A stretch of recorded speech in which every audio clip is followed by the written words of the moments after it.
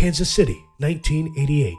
A naked man wearing a dog collar crashes through a second-story window and hits the pavement running. He's bleeding, he's terrified, and he's escaping something so horrific, police would later call it one of the darkest crime scenes in American history. Today, we open the door they should have never gone through.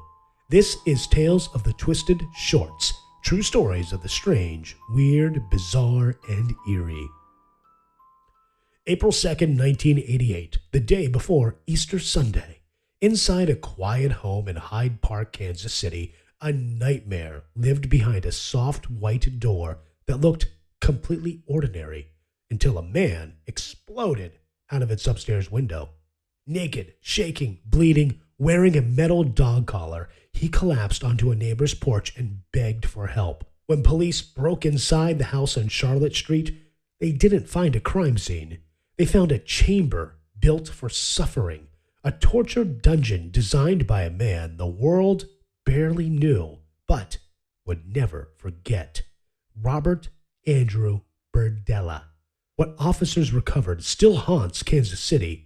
Over 200 Polaroids of torture and death, meticulous torture logs timed to the minute, a ritual robe, a human skull, surgical tools and injection equipment, electrical shock devices, ropes, needles, chemicals, and evidence of dismemberment in the bathtub. Outside, in the backyard, they dug up bone fragments and another head. The victims were young men living on the margins.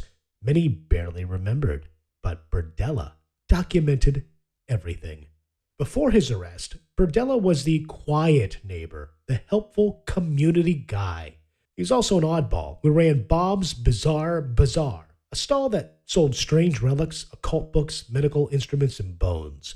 And during Kansas City's Final Four weekend, he put 4 skulls in the shop window with a sign that read, "The Final Four."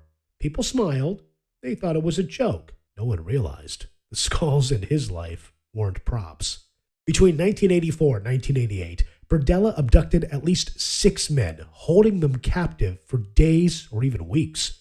His torture methods were clinical, sadistic, and calculated. Bleach in the eyes, drain cleaner injected into vocal cords, electric shocks, needles hammered beneath fingernails, ice water bath, sedation with animal tranquilizers, and in one case, eyes removed just to see the result. He killed through shock, overdose, or blood loss. Then he dismembered the bodies and threw the pieces away in the regular trash. Kansas City had been collecting the evidence of murder for years and didn't know it. Despite the sheer horror in the house, Berdella was initially charged with only sodomy, felonious restraint, and assault.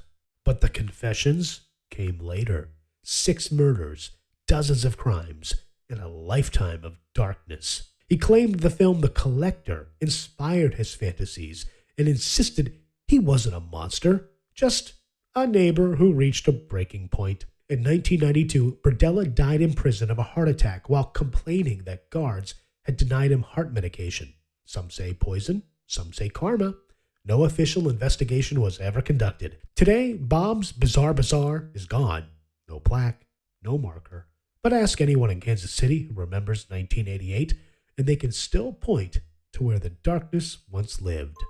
If this twisted short kept you listening, make sure you follow Tales of the Twisted. Every week, we explore real stories that prove the darkest monsters are the ones who walk among us. Follow the show, rate it, and share it with someone who loves the strange, the weird, the bizarre, and the eerie. And if you're ready for another nightmare, the next episode is waiting for you in the shadows.